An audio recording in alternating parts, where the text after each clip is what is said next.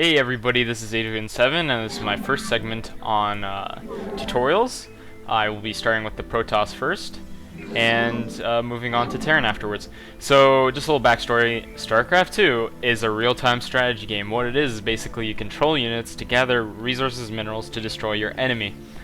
Hopefully some of you guys can understand that, or most of you probably already know. So, this is the Protoss race. They're kind of like the more advanced kind of aliens in the universe that are fighting the Terran and the Zerg. So, the first thing you want to do once you pretty much spawn in the world is make these probes do something.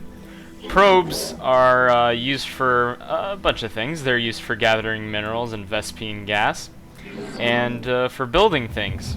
So, and this nexus here, this is the most important. This thing you need to keep alive. This nexus makes more probes, and also allows you to, and it also has this ability named Chrono Boost. Chrono Boost, when used on a structure, will increase the speed of production for 20 seconds by 50%. So that's really important, and it's a really good thing about the Protoss. So I'm making my little probes here, but see they're spawning right in front of the nexus. Not really productive. So I'm gonna right click here, setting a nice rally point to the minerals, so they automatically go to the mineral line. The mineral line is just a line of minerals. So now I have a whole bunch of minerals, and I should make something. Good idea to make. The first thing you should make is probably a pylon. Now pylons for the Protoss race are used as sort of they give you more supply. A supply meaning you have more army, more probes, more everything. So pylons are really needed for that, and you're probably gonna have a whole bunch of them. So now the good thing about the Protoss race is once you build something, the probe doesn't need to stay there while it's building, unlike Terran and Zerg. So now we have this little pylon here, and it's given us about 8 supply, so it allows us to get some more probes. Let's Chrono Boost that too. And now you see there's a little radius around this pylon. So in this radius here, this is where you can build your structures as Protoss. You can't really build any barracks or gateways. I mean, gateways are like the most basic army production building in the Protoss arsenal. So let's make a gateway, and it's warping in this radius. It has to be in that radius or it will not happen. Also, there's a weird glitch, especially just for me, just a side note here. On this map, whenever I select a pylon or when it shows the radius, it lags pretty bad. I lose like 20 FPS. I have no idea why, but for every other map, it's fine. So let's keep making probes here. Chrono boosted that because that's always good. Let's take one probe off our mineral line. I always love doing this. It's a very good way instead of making them spawn in another place. So let's make an assimilator. Well, an assimilator is something where it's a building that you need to build on top of a Vespene geyser to collect Vespene gas from. And Vespene gas is really delicious, and lots of units like it. So now that our gateway is warped in, let's create some units. So for 100 minerals, we have the Zealot. I'm not going to say Zealot, I'm saying Zealot.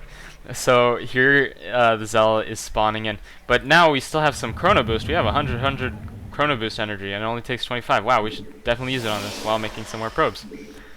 Yeah, so Zealots are the most basic melee unit, or melee, whatever units of the Protoss. So let's put them right on top of this ramp here. This is the only entrance into our base, so this is a good place to defend. So let's make some more, and let's Chrono Boost it. I'm not using hotkeys, I'm just going to be using mouse. So now that our simulator's finished, let's get some probes to get some Vespene gas. The ideal amount of probes you want in an assimilator working is 3, because they'll be constantly doing like a little cycle, and it's the most productive way. The most productive way to take minerals is 3 per field. So doing my math, you're going to need 26 probes on minerals and I think it's 24 on minerals and then 6 in gas. So that's 30 probes you should have per base like this. So, I'm supply capped, meaning I can't really create any more units because I don't have enough supply to support them. Let's build another pylon. Why do you ask why I'm building this pylon here? Because it's always good to have...